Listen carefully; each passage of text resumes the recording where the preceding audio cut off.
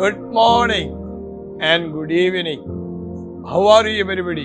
പ്രഭാതവന്ദനവും സന്ധ്യാവന്ദനവും. നിങ്ങൾ എല്ലാവരും സുഖമായിരിക്കുന്നുവോ? നിങ്ങളുടെ ജീവിതത്തിൽ ദൈവത്തിന്റെ വലിയ ഒരു സ്പർശനം, ഒരു ടച്ചിങ് സംഭവിക്കാൻ പോകും. A mighty touch of God is going to happen in your life. ദൈവം നിങ്ങളെ തൊടുമ്പോൾ നിങ്ങളുടെ സകല സാഹചര്യങ്ങളും മാറും. When God touches you, your situations will change.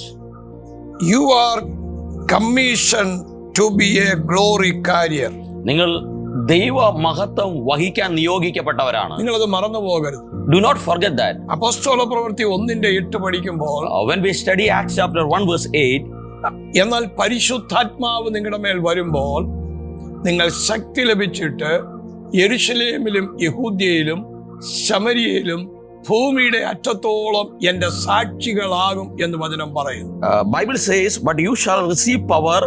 After that the Holy Ghost is come upon you, and you shall be witness unto me both in Jerusalem and in all Judea and in Samaria and unto the uttermost part of the earth. പരിശുദ്ധാത്മാവ് ഒരു വ്യക്തിയുടെ മേൽ വരുമ്പോൾ ഒരു സ്ഥലത്ത് തന്നെ ആ വ്യക്തി ഇരിക്കാനല്ല, ഓരോ സ്ഥലങ്ങളിലേക്ക് മാറി മാറി ഈ ആത്മാവ് നിങ്ങളെ വിട്ടുകൊണ്ടിരിക്കും. When Holy Spirit comes upon a person, he won't be there in the same place.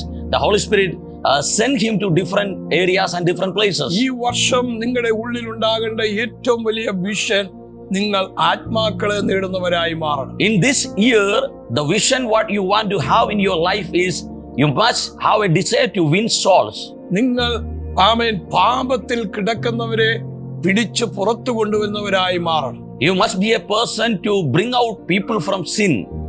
അത് കർത്താവ് നമ്മളെ കുറിച്ച് ആഗ്രഹിക്കുന്നു. That's what God desires for us. അതിനുവേണ്ടിയാണ് ഈ പരിശുദ്ധാത്മാവിനെ നമുക്ക് തന്നത്. That is the reason God has given Holy Spirit in our life. ഒരു ഏരിയയിൽ മാത്രമല്ല, not in a particular area.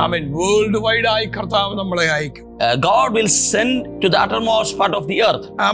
നിങ്ങൾ ദൈവ മഹത്വത്തെ വഹിപ്പാനുള്ള കാരണം മഹത്വത്തിന്റെ പ്രത്യാശയായ ക്രിസ്തു നിങ്ങളിൽ ഇരിക്കുന്നത് കൊണ്ടാണ്. Why you are a glory carrier? It is only because the Christ, the hope of glory, is living inside you. കൊലോസ്യർ 1:27 പറയുന്നു, മഹത്വത്തിന്റെ പ്രത്യാശയായ ക്രിസ്തു നിങ്ങളിൽ ഇരിക്കുന്നു എന്ന്. Colossians chapter number 1 verse number 27, the Bible says, Christ, the hope of glory, is in you.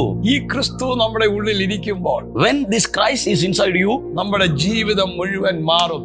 totally our life will get changed. ഇന്ന് ഈ വചനം കേട്ടുകൊണ്ടിരിക്കുന്ന നിങ്ങളുടെ മേൽ, today you the one of you who is listening this word, മഹത്വത്തിന്റെ പ്രത്യാശയായ ക്രിസ്തുവിന്റെ ശക്തി നിങ്ങളെ പല ഇടങ്ങളിലേക്ക് അയക്കാൻ പോകും. The power of the Holy Spirit, the power of the Christ who carried the glory is going to send you in different places. ഈ വചനം നിങ്ങൾ receive ചെയ്യുന്നുണ്ടോ? Are you receiving this word? ഈ വചനം നിങ്ങൾ അനുസരിക്കാൻ തയ്യാറുണ്ടോ? Are you ready to obey this word? നിങ്ങൾ സകലത്തെക്കാൾ ഉപരി ഈ ദൈവ വചനത്തിന് പ്രാധാന്യം കൊടുക്കണം. More than anything else, you have to give importance to this word of God. നിങ്ങളുടെ ഉള്ളിന്റെ ഉള്ളിൽ നിങ്ങൾ ദൈവ മഹത്വം വഹിക്കാൻ നിയോഗിക്കപ്പെട്ടവരാണ്. You are commissioned to carry the glory of God. അതിനുവേണ്ടി മുന്നോട്ട് പോവുക. Step forward for that. ഞാൻ നിങ്ങൾക്ക് വേണ്ടി പ്രാർത്ഥിക്കും. I would like to pray for you. ഞങ്ങളുടെ കർത്താവേ, oh Lord, ഈ ജനത്തെ ബ്ലസ് ചെയ്യണമേ.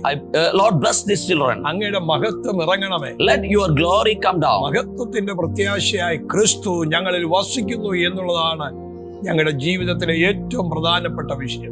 The important things in our life is the Christ, hope of glory, is living inside us. ആ ക്രിസ്തു മൂലമുള്ള എല്ലാ ബ്ലെസ്സിങ്ങും ഈ ജനത്തിന് കൽപ്പിക്കണം. Let all the blessing through Christ it come upon these children. ഈ ജനത്തെ അനുഗ്രഹിക്കുന്നു.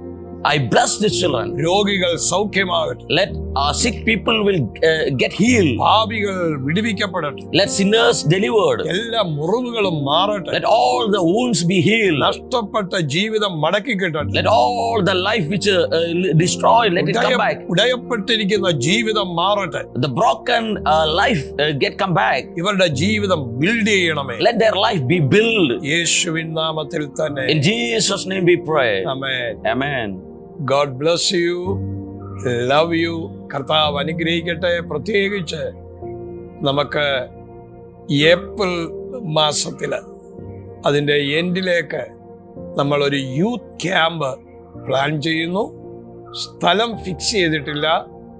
ഒരു അടുത്ത ലെവലിലേക്ക് ശുശ്രൂഷയ്ക്ക് പോകാൻ ആഗ്രഹിക്കുന്നവരും അതുപോലെ നിങ്ങളുടെ കുഞ്ഞുങ്ങൾ ഒരു വലിയ ആത്മനിലവാരത്തിൽ എത്തേണ്ടതിന് മാതാപിതാക്കൾ അവരെ വിടുകയും എല്ലാ കുഞ്ഞുങ്ങളും ഈ മീറ്റിങ്ങിന് വേണ്ടി പ്രാർത്ഥിക്കുകയും നിങ്ങൾ കടന്നു വന്ന് അനുഗ്രഹം പ്രാപിപ്പാൻ ഓർപ്പിക്കുന്നു.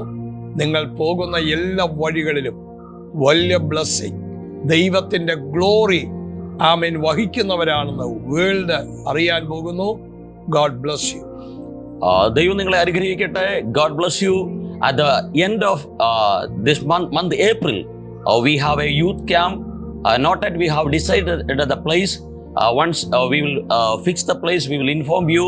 Especially it is for a youth. It's for youth camp. And the children, those who are not received the anointing, let all of them can come and join. Surely in your children's life, God is going to do marvelous things. And understand that you are a glory carrier, and Christ, the hope of glory, is living inside you. God, and wherever you go, let that glory manifest, and may God use you mightily. God bless you all.